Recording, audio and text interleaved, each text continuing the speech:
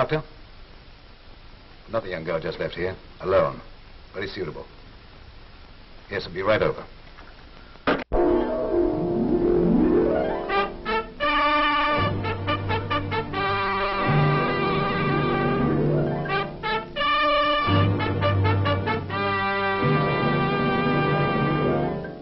Hello and welcome back into my dark corner of this sick world.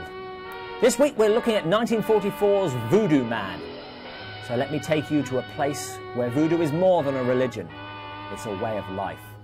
To a place where the hypnotic beat of the native drums echoes across the mangrove swamps. To the sun-drenched, rum-soaked shores of Midwestern United States. Right.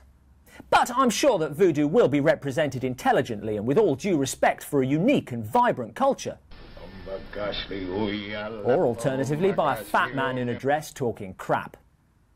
But it's not all bad news. It's Bela Lugosi. Last time we saw Mr. Lugosi, he was playing a mad scientist with the thoroughly un-Hungarian name of Paul Carruthers. And this time... Marlowe is my name. Very little has changed. But now he's married. My wife. Is your wife ill? She's dead. I guess no marriage is perfect. How long has it been? She has been dead for 22 years. How old was she when you married her? I suppose people don't age much when they're dead. But then they don't tend to walk about much either. Bela can't let her go and formulates a plan that involves trapping young women. Uh-oh, looks like bad news for Macbeth. Can we just stop to acknowledge that's a very clever and literate joke? Let's go someplace where we can talk this over. No? Fine. Bela is aided by his two dumbass assistants. Hey, John Carradine. We wandered out of a John Steinbeck novel. Have you seen it? Using a voodoo ceremony, Bela seeks to drain these girls of their life force and transfer it to his wife. He's tried 3 girls already, but without success. Although, to be honest, 3 girls in 22 years... I don't think he's really trying. But his attempts have got him some unwanted attention. This news item about missing girls ought to work out. An interesting story. Kind of a horror picture, you know. Is it in bad taste while they're still missing? I don't know. Yes, our hero is a Hollywood writer, Ralph Dawson, currently appearing in a middle-class version of Streetcar Named Desire. Stella! Stella! He's on his way to get married when he bumps into his fiancée's cousin, Stella, or Sally, if you read the opening credits, just before she becomes Bela's latest victim.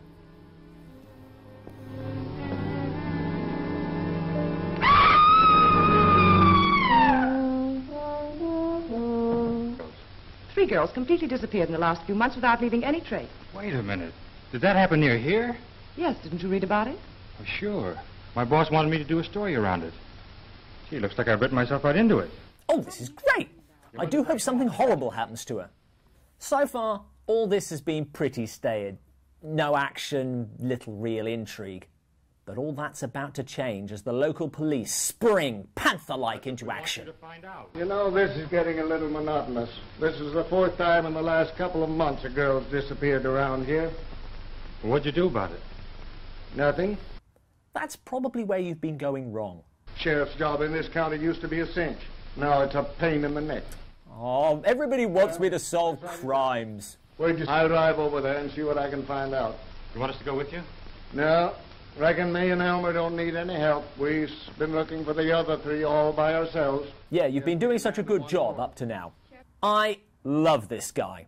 But if you're watching a horror film waiting for the comic relief to stumble on, then possibly something is wrong. Meanwhile, Bela and his weird cronies gather to start their voodoo ceremony to transfer Stella's life force into Bela's dead but still moving wife. Miss Midwest Zombie, 1944. Zombies were better behaved back then. There's none of this flesh-eating or hanging about in malls.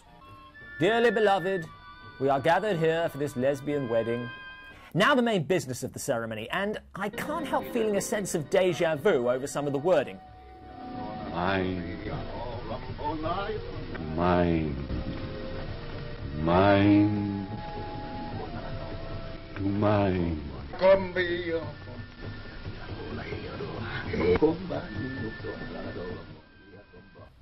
I think I saw Paul Daniels do this once. And this time it works.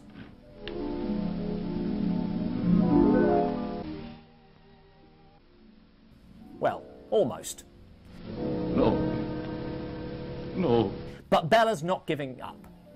Somewhere there must be a girl with a perfect affinity. Gee, I wonder who it will be. Perhaps if this one had a cousin. But that will have to wait. Right now, Bela's got bigger problems. The police are on their way over to search for clues. Might find the girl's automobile in the living room. That would certainly be a clue.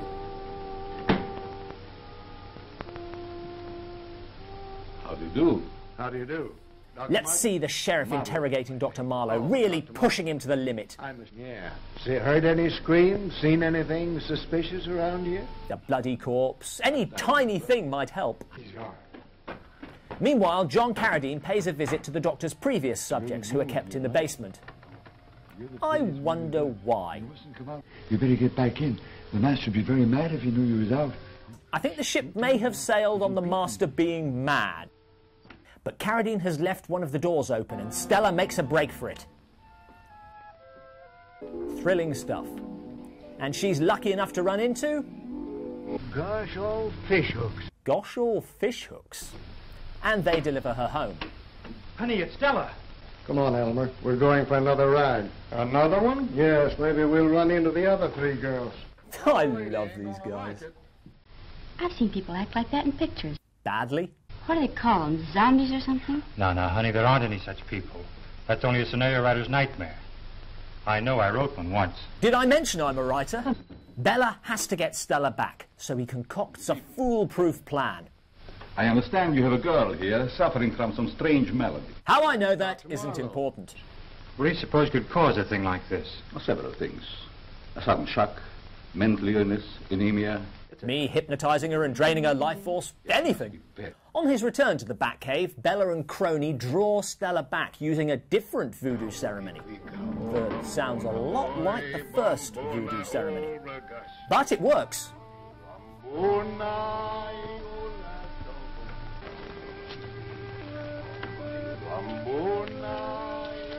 You bad girl. No one ever told John that overacting does not necessarily mean acting better. Stella! Stella! Ralph and fiancée Betty find Stella gone. Stella!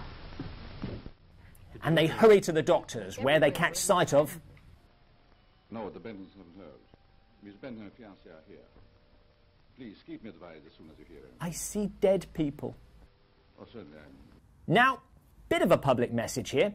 If you're visiting a creepy doctor whom you're pretty sure is abducting attractive young women, maybe don't take your attractive young fiancée along. And you remind me in many ways of her, my dear. Well, gosh all fishhooks, I didn't see this coming. And after they leave... This happens while Ralph is on the phone to our favourite policeman with news of their latest trip to see Dr. Marlowe. And she was wearing the same kind of a dress as Stella was wearing when you found her. The same dress? Well, that changes everything. He must be guilty. Didn't I have a fiancée with me when I came in? Anywho, back to the plot. Betty! Betty! Wilma! Now to rush in there and save my fiancée in a daring rescue. Betty.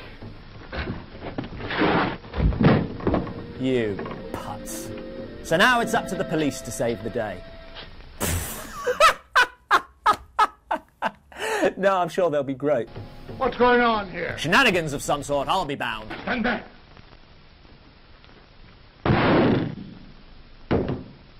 That was a bit of an anticlimax. Did I miss anything? Betty, honey. Betty. Good. He should have thought of this years ago. Betty. Ralph. Oh, honey. Thank God I saved you. Hey, what kind of a wedding is this, anyway? And finally, the plotline we've all just been so concerned about. There you are, boss. There's your horror story. The Voodoo Man, eh? And another thing, I'm starting my vacation right now. See you in 2 weeks.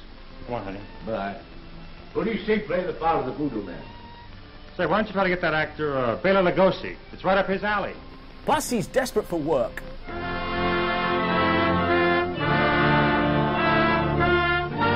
Now, I don't often say this, but I quite enjoyed this film. Yes, it's not perfect. The plot drifts. It's all very confusing to me, Sheriff. The lead can't shut up about being a writer. You know, this is screwier than anything I've ever written.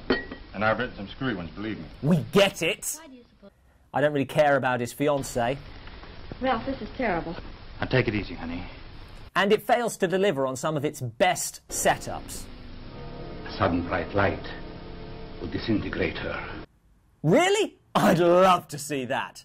But it's never mentioned again. But Lugosi is always value for money, and the police are hilarious. The problem is they seem to be in different films. Lugosi is clearly playing it straight. I'm afraid that is quite impossible. The police are just as obviously playing it for laughs. Come on, Elmer. Oh, gee, Sheriff. Come on. And as for John Carradine... Yes. I wish you could look at me. I don't think even he knows. So, is it a serious horror film or a comedy? Well, I can't figure it out. It would have been good as either, but because it tries to be both, it ends up being neither. So... The Voodoo Man, eh? Is it any good? No.